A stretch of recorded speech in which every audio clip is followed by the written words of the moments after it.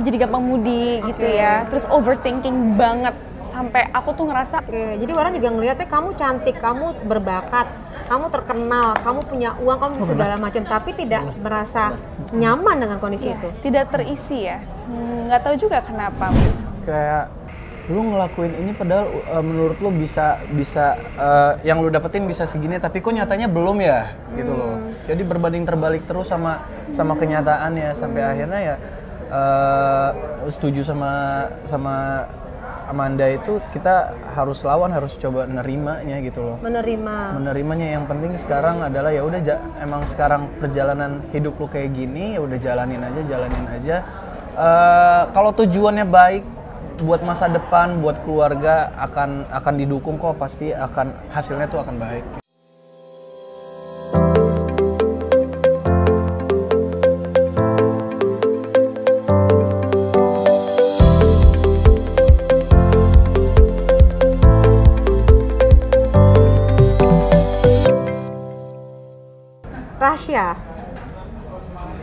Rasya panjang nih kayak perjalanan.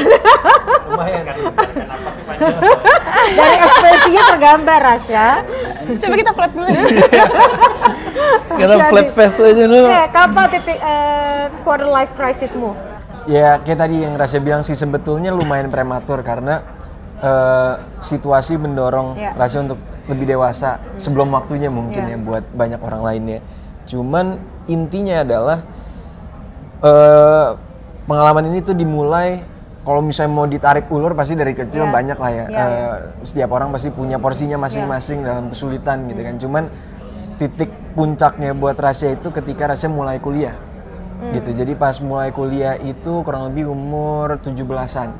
Kamu kuliah 17? Iya. Pinter ya? Enggak, emang lengkap TKB waktu itu, jadi kecepatan lulus SMA. 17 tahun, yang lagi ke Inggris? Iya, ke Inggris. Oke, titik baliknya di situ? Pas di sana kan pasti banyak adaptasi, ini itu semua segala macam. Culture shocknya sih sebetulnya enggak, cuman ada satu hal yang Rasya susah banget buat maintain, yaitu eksim.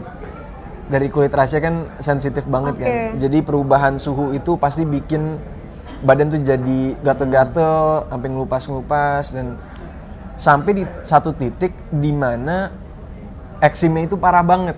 Dan eksim itu mungkin buat yang pada tahu gitu ya, bisa ke-trigger karena stres juga. Iya, betul. Gitu. Nah, jadi itu kayak sebuah cycle tuh buat Rasya di awal-awal. Wah, ini makin parah karena udaranya dia di sana nggak se-humid di Jakarta, jadi gatel banget. Akhirnya makin stres lagi karena nggak bisa kontrol, sampai setiap kali mau tidur itu gue harus garuk pala gue sampai berdarah belakangnya. Ini sekarang lagi berdarah lagi nih. Sekarang berarti lagi stres lagi? Lumayan dikit, kemarin. Tapi udah, iya jadi kebiasaan. Oke, tapi kenanya di kepala ya? Itu ketiduran. Jadi kalau mau tidur pasti nggak bisa tidur, harus garuk dulu sampai udah capek nanti ketiduran. Oh my god. Gitu pasti jadi insomnia juga dan lain-lain gitu. Banyak kan. banget aspeknya. Betul. Nah, dari situ masih seputar itu aja, stres dengan badan ini terus segala macam. Fisik. Sampai pas di tahun kedua kan di sana 3 tahun. Tahun kedua itu mulai tuh banyak permasalahan eksternal lah. Ada masalah-masalah yang dilewati keluarga, Rasya sendiri dan lain-lain, di mana apa yang udah di planning itu kayak mungkin tadi Amanda bilang jadi seakan-akan runtuh gitu kan. Nah, di situ kan terpaksa harus beradaptasi, di mana buat Rasya sendiri dari kecil udah lumayan banyak adaptasinya. SD itu pindah sekolah 5 kali, berapa kali. Dan setiap kali masuk ke sekolah baru itu pasti selalu di semester kedua, jadi nggak punya teman, ini itu semua segala macam. Ada sisi traumanya di situ. Nah, sampai akhirnya pas di tahun kedua itu lumayan berat karena banyaklah masalah-masalahnya gitu kan, terutama yang berkaitan dengan keluarga Rasya gitu. Dan di situ betul-betul ngedown banget sampai akhirnya nyalahin diri sendiri atas semuanya yang mungkin nggak berkaitan sama Rasya pun, tapi karena itu orang-orang yang Rasya peduliin, jadi tetap aja nyalainnya ke diri sendiri. Itu di usia berapa tuh? Mungkin sekitar 18, 19 tahun. Karena kamu kuliah lebih cepet ya? Iya. Terus? Nyalain diri sendiri, dan akhirnya waktu itu emang sempet coba consult lah ke salah satu klinik di London gitu kan. emang sempet diagnosanya lumayan panjang gitu ya, tapi mungkin nggak usah disebutin satu-satu, tapi yang paling mengesankan buat Rasya itu yang namanya adjustment disorder akhirnya. Gitu. Itu yang menurut Rasya sampai sekarang nih agak lumayan sulit buat betul-betul hilangkan gitu ya, adjustment disorder ini. Jadi kayak udah terimprint dalam diri Rasya, di mana setiap kali harus adanya beradaptasi itu sulit banget gitu. Jadi yang Rasya lakuin di saat itu lumayan cukup parah. Pas tahun kedua itu yang gue lakuin tau nggak apa? Gue jadi kamar di sana tempat tinggalnya itu apartemennya itu gue sharing sama sahabat orang Brunei gitu. Di kamar gue itu ada kamar mandinya sendiri, mungkin 1 kali 1,5 meter gitu. Itu gue bisa berminggu-minggu dalam kamar mandi itu, nggak keluar. Makannya gue di lantai kamar ini tuh semua segala macam. Bener-bener ngunci diri berminggu-minggu dan rasanya tuh kayak shock aja, nggak bisa gerak sama sekali. Ngerti nggak? Kayak bener-bener udah apa ya bilangnya ya? Kayak freeze. Iya, nge-freeze gitu mau. Tapi kamu nggak tahu mau ngelangkah. Ngerti nggak? Nggak, udah takut. Kayak ada denger suara-suara gitu. Kayak dengar suara-suara. Iya, kayak ada yang bentak-bentak, udah lu nggak mungkin bisa ngapain lu bodoh dan lain-lain lah gitu. Banyak lah di saat itu gitu ya. Sampai tapi berminggu-minggu ngunci di dalam kamar mandi. Ini sebelum Rasya akhirnya mutusin buat coba konsultasi gitu. Iya. Nah, pas konsultasi itu akhirnya dikasih diagnosanya dan sebagainya dan lainnya. Yang Rasya lakuin di situ bukan treatment. Rasya itu tipenya emang pemikir gitu kan. Jadi yang Rasya lakuin coba merasionalisasi diagnosa tersebut. Kenapa gue bisa di titik itu? Kenapa label ini bisa dicap ke gue gitu kan? Gue ngerasa ada salah, emang betul. Coba kita tarik dulu nih urutannya itu seperti apa. Ketika Rasya coba melakukan proses rasionalisasi itu, akhirnya bisa menemukan diri Rasya, bisa lebih berdamai lah gitu kan. Sampai akhirnya yang Rasya lakuin dari situ adalah permasalahan terbesar gue adalah gue susah adjust, susah adaptasi gitu kan. Setiap kali ada permasalahan baru karena seumur-umur nih semua planningnya tuh kayaknya selalu aja ada yang runtuh, ini nggak bisa, itu nggak bisa, semuanya kayaknya kegagalan semua gitu kan. Akhirnya pas dipikir-pikir, oh ya karena gue set goalnya itu terlalu jauh gitu. Mungkin goalnya itu yang terlalu grand goalnya gitu. Sementara kalau misalnya kita bikin perusahaan pasti ada selalu namanya visi dan misi gitu kan. Visi itu jangka panjangnya, misi itu apa aja nih misi-misi kecil yang kita bisa lakukan sehingga bisa mencapai visi yang besar itu. Kan emang gue kuliahnya bisnis kan, akhirnya gue mikir ya bisa juga kayak gitu ya. Karena kan yang bikin ngerasa nggak enak di situasi itu adalah kayak seakan-akan semua yang di hidup ini tuh nggak ada sama sekali kendali kita gitu loh. Nggak ada sama sekali yang kita bisa coba steer gitu. Yang mungkin iya tapi nggak juga. Jadi kamu kalau ngelihat kehidupan ada di situ tapi bukan kamu perannya. Seakan-akan kayak ya gue pasrah aja lah ya. Kayak aktor. Ada sutradara yang ngatur itu. Tapi aktor selalu ada aja sebetulnya kebebasannya untuk mengimprovisasi. Kalau kamu di situ tidak? Di situ enggak. Di detik itu ya.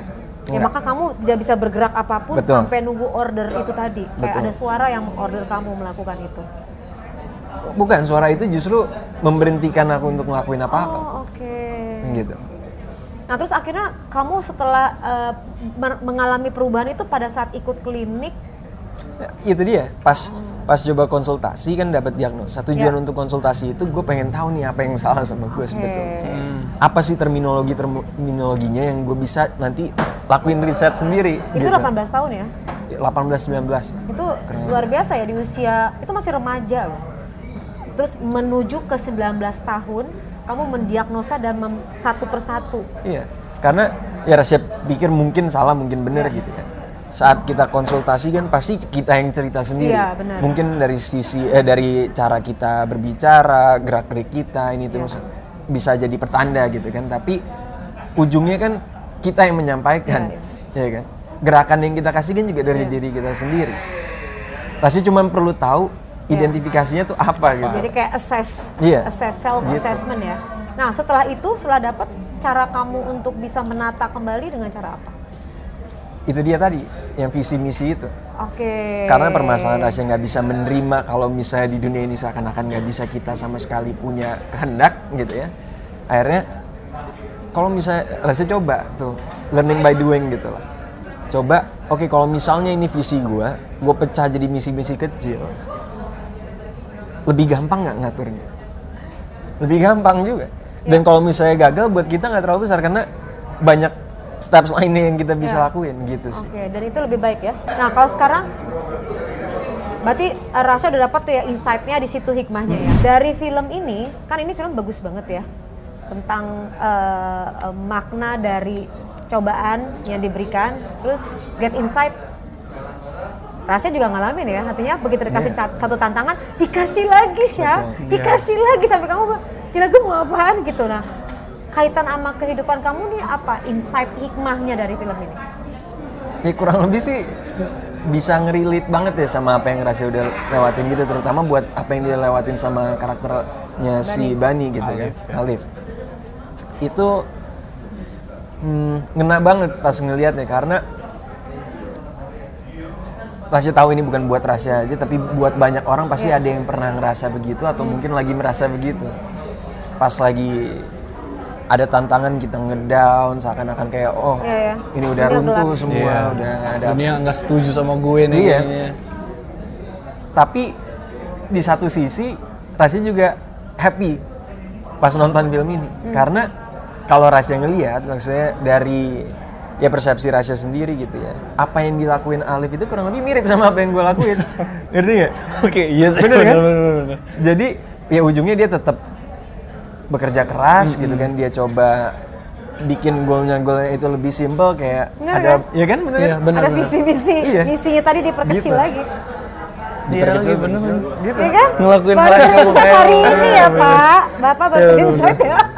Baru bener kan? Jadi nyambung ini sebenarnya ya. Iya.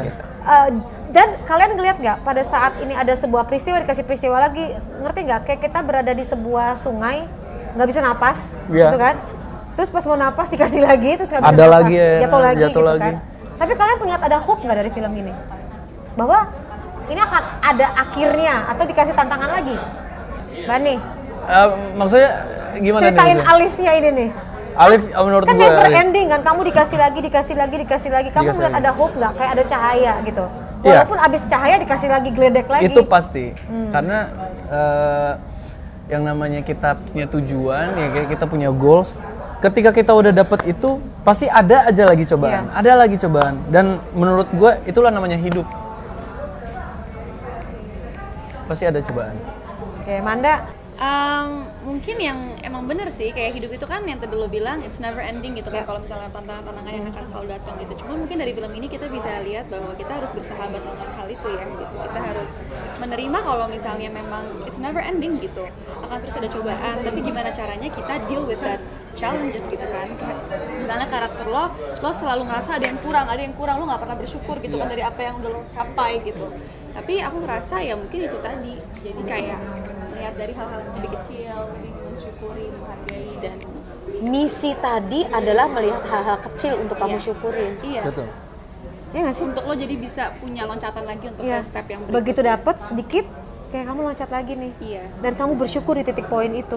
Kalau jatuh kan jatuhnya nggak terlalu sakit kan, karena cuma dikit Ya, step yang dan diambil. permasalahannya banyak orang yang misalnya ngerasa kayak tadi gitu ya, karena kalau menurut Rasya punya goal yang besar banget, yang jauh banget, nggak ada salahnya, dan itu bagus, jadi tujuan hidup bagus. Itu namanya visi. Iya.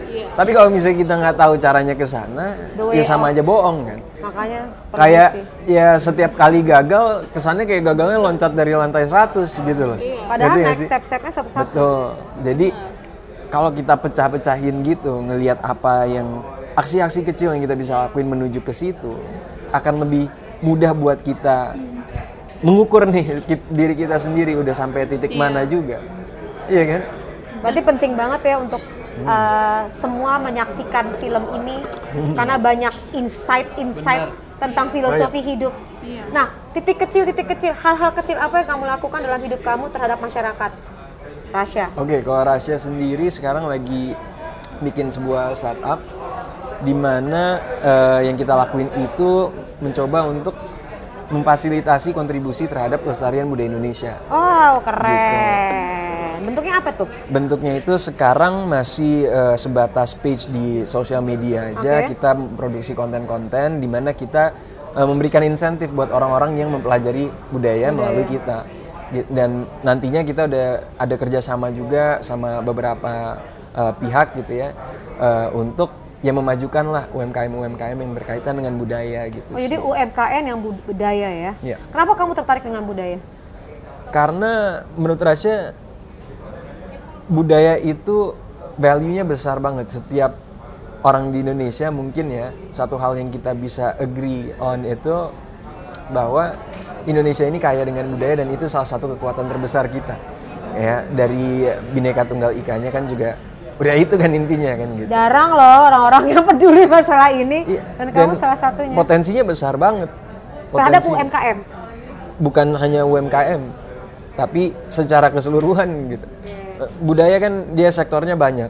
Mau itu dari pariwisata bisa masuk, ya kan, kuliner masuk, kerajinan masuk, dan lain-lain lah banyak. Jadi bisnis kamu yang kamu pelajari di Inggris, UK, itu kamu related dengan budaya. Betul. Untuk kamu nanti akan bikin bisnis startup tadi itu. Udah bikin. Udah jalan. Oke, good job Rasya. Terima kasih. Alif, Apa nih? apa yang kamu udah lakukan untuk masyarakat bentuknya? Selain main film, hal-hal kecil, Oh, kecil. ngajar ngaji. Belum juga. Kalau Alif iya. Alif ya kan? Alif iya. Kalau Alif ngajar ngaji. Iya, ya kalau kan? aku kayaknya belum ada Belum. sih. Apa nih yang buat masyarakat? Ya, antaranya dengan adanya film ini juga merupakan kontribusi. Ya, sebenarnya sih itu juga dalam arti ya ini ada baiknya juga kita sebagai aktor ya, kita memainkan sebuah project film atau misalnya series ataupun yang lain, kan ada hal-hal positif juga yang bisa diambil dari situ. Nah, dengan begitu orang-orang juga bisa belajar dari film itu, dari series itu. Ada hikmah yang bisa diambil sehingga mungkin itu bisa memotivasi. Misalnya orang nonton Ranah Tiga Warna, oh gue jadi termotivasi, kan alangkah baiknya itu jadi hal yang bagus juga buat si penonton. Siapa tahu yang nonton itu lagi butuh Iya, kata sabar. benar. Ya kan? Sama tawakal. Iya, benar. Itulah. Ya, saya mewakili. Manda, apa nih yang udah dilakukan? Sama ya, mungkin kan bentuknya beda-beda Iya, ya. benar. Kontribusi kepada masyarakat itu kan beda-beda. Bisa dari ruang hal yang kecil Iya. untuk scope yang kecil juga, bisa juga reach scope yang lebih besar.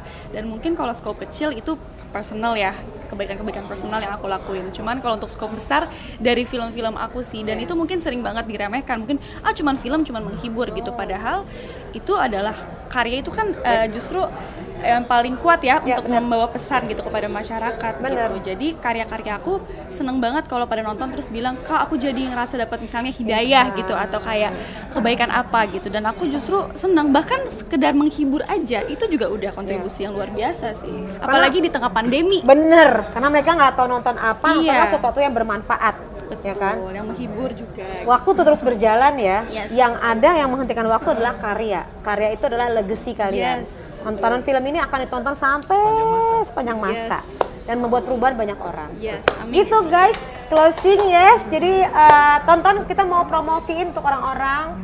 Jangan lupa untuk nonton film Ranah Tiga Warna Tanggal 30 Juni. Hanya di bioskop. Yeay, tonton ya. Terima kasih.